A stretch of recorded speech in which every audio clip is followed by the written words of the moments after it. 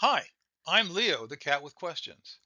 These days, there's a directive in some states to post the biblical Ten Commandments in schools. My good friend remembers seeing them posted in church as a child. Also, these days, some or even most of the Ten Commandments are not understood, misunderstood, or ignored by most of the population, even churchgoers. Maybe there is a reason for that in the Ten Commandments themselves. Let's take a closer look. As we take a closer look, it is helpful to look at this Hebrew behind the English translations in some cases. One excellent reference for identifying the Hebrew words behind the English translation is the Hebrew English Interlinear Old Testament provided by scriptureforall.org. Below are screenshots for Exodus 19:17 and Exodus 19:18.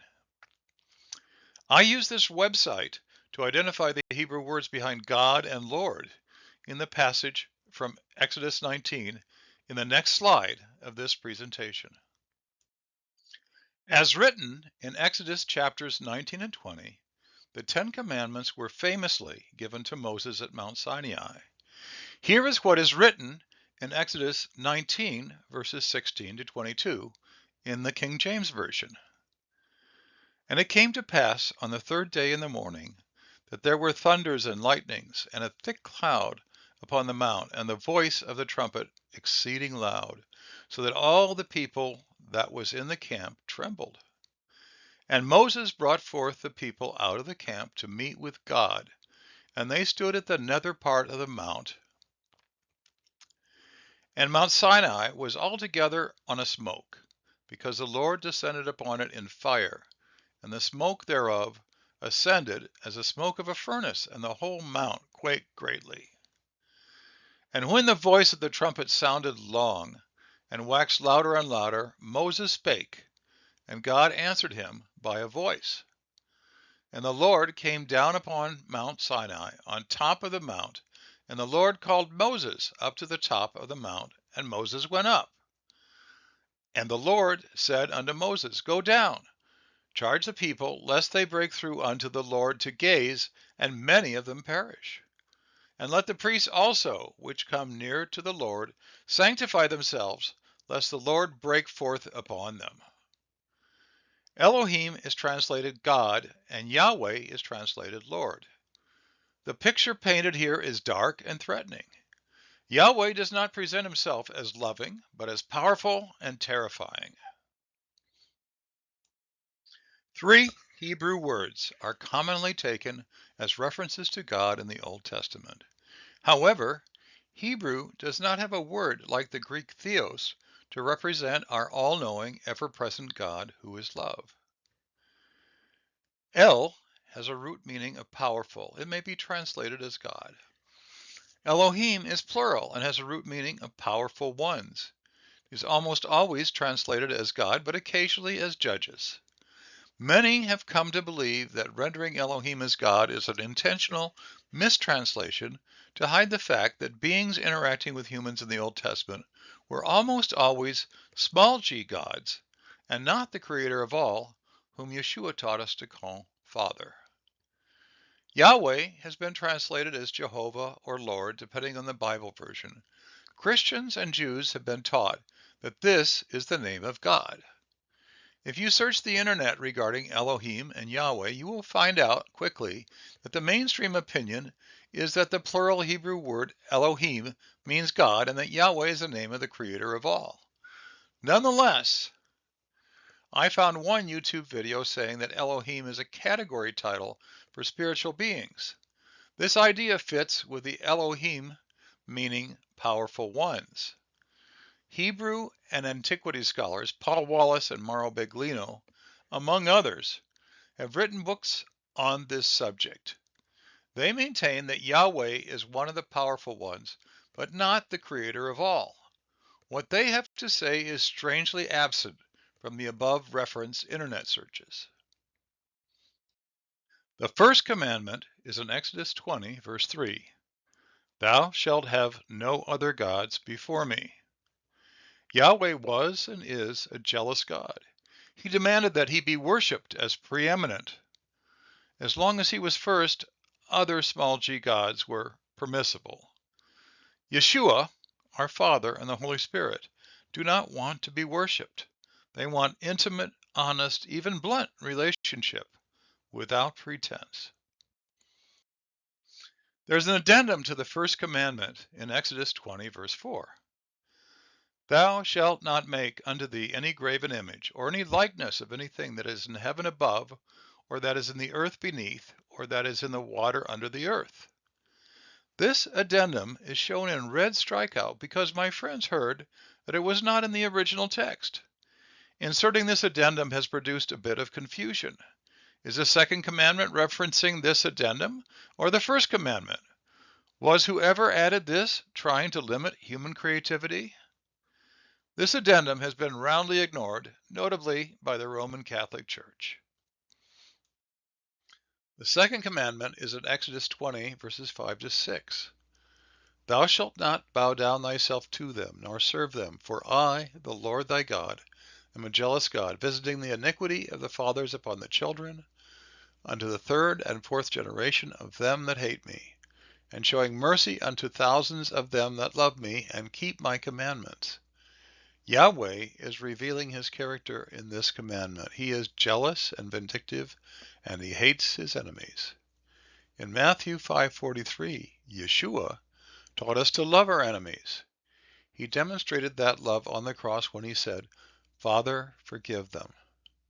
Yahweh cannot be God because he does not personify love. If he loves at all, he only loves those who love him and obey him. Wait a minute. The traditional second commandment is different. Traditionally, the part that I have called an addendum about making graven images is turned into a commandment to not make idols. The text that I have called the second commandment about bowing down to and serving other small g gods is totally left out. Perhaps the whole passage from Exodus 20 verse 3 through Exodus 20 verse 6 should be considered the first commandment, but then we would only have 9 commandments. The third commandment is in Exodus 20 verse 7. Thou shalt not take the name of the Lord thy God in vain, for the Lord will not hold him guiltless that taketh his name in vain. What does it even mean to take Yahweh's name in vain? Yahweh is a pathological narcissist. He only wants his name to be used specifically for addressing him or referring to him, and you better be nice and respectful when you use his name. Ever since Moses got the tablets, Jewish people have been taught to never say Yahweh's name. It is known as the holy name. This is their solution to avoid offending Yahweh by misusing his name. Modern Jews say Adonai or Hashem instead of saying Yahweh. Yeshua notes that his name is not Jesus Christ. People using that name flippantly are not addressing him. Yeshua prefers that people not call him Jesus. It's a very common name. Call him Yeshua, the Prince of Peace, if you would like to be formal, respectful, and correct, or simply Yeshua for short. The fourth commandment is in Exodus 20, verse 8. Remember the Sabbath day to keep it holy. 6 days shalt thou labor and do all thy work. But the seventh day is a Sabbath day of the Lord thy God. In it thou shalt not do any work, thou, nor thy son, nor thy daughter, thy manservant, nor thy maidservant, nor thy cattle, nor thy stranger that is within thy gates. For in 6 days the Lord made heaven and earth, the sea, and all that is in them, and rested the seventh day. Wherefore the Lord blessed the Sabbath day and hallowed it. Yahweh's Sabbath is different from Yeshua's Sabbath. Yahweh has specific rules about how to celebrate the Sabbath. Yeshua's Sabbath doesn't have rules. It is like he wants us to have him over for dinner and talk to him. His Sabbath is our Saturday, but the day is not important. What is important is the principle of Yeshua's Sabbath. It is relationship, communication with Him. Yeshua sets people completely free from Sabbath legalism that is so important to some religious sects. The fifth commandment is in Exodus 20, verse 12. Honor thy father and thy mother, that thy days may be long upon the land, which the Lord thy God giveth thee. This is a good commandment, one of the few that makes sense. As far as Yeshua is concerned, it is not a commandment, but a guideline. Good advice for how to live a happy and blessed life. The sixth commandment is in Exodus 20, verse 13. Thou shalt not kill. Does this mean not to kill anyone or any living thing? Does it mean not to commit murder as is traditionally presented? What about killing plants? When we harvest and eat a carrot, we have killed a plant. This commandment is vague. Different people and groups have taken varying positions on its meaning. If it simply means not to kill humans or animals, there is hypocrisy in this. Yahweh told Saul to not just commit murder, but to commit genocide against the Amalekites. Also, Yahweh demanded that people kill animals to honor him. What about defending yourself and your family from an attacker? What about fighting the evil slave masters on this planet? The seventh commandment is in Exodus 20, verse 14. Thou shalt not commit adultery. This is another vague commandment. For this to make sense, one must define marriage. That is a problem. Old Testament relationships had a lot of variety, way beyond present-day practices in the USA. This is another case of hypocrisy. Followers of Yahweh had concubines. David's mother was a neighbor's slave girl, not even a concubine. There was no consequence to his father or his mother, except that Jesse was required to adopt him. In Genesis, Judah going to a prostitute was not considered a problem. He just needed to make the agreed-upon payment. When the supposed prostitute turned out to be his daughter-in-law, Tamar, that was not a problem either. Judah ended up with more children. The eighth commandment is in Exodus 20, verse 16. Thou shalt not steal. This is a good commandment, but it is constantly ignored. All governments, even back in the Old Testament times, violated this commandment. As a bumper sticker once said, do not steal. The government hates competition. The ninth commandment is in Exodus 20, verse 16. Thou shalt not bear false witness against thy neighbor. This is another commandment that makes sense. However, this is not about lying. This is actually about rumors and gossip, in addition to false testimony in court.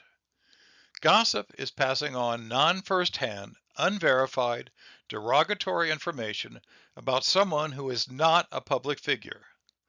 The only way to find out something a person like a politician or pastor is hiding is the rumor mill or grapevine. As public figures, they are excluded.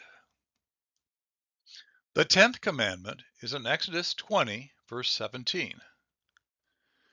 Thou shalt not covet thy neighbor's house, thou shalt not covet thy neighbor's wife, nor his manservant, nor his maidservant, nor his ox, nor his ass, nor any other thing that is thy neighbor's. What does covet mean? Does it require actual intent to take something that belongs to someone else? In the case of sexual attraction, if hormones are stimulated and you imagine having sex with that person, this is where you could covet a person who has a partner. However, if you know that the desirable person is a free agent, not associated with someone else, then imagining having sex with that person is not coveting. In conclusion, Yeshua told us that there is only one commandment: love God and love others. The biggest problem with the 10 Commandments, and many other commandments and rules that Yahweh made, is that living by rules, and especially playing lawyer with the rules, is a self-serving and unenlightened way to live. The best way to live is by loving and making choices guided by conscience.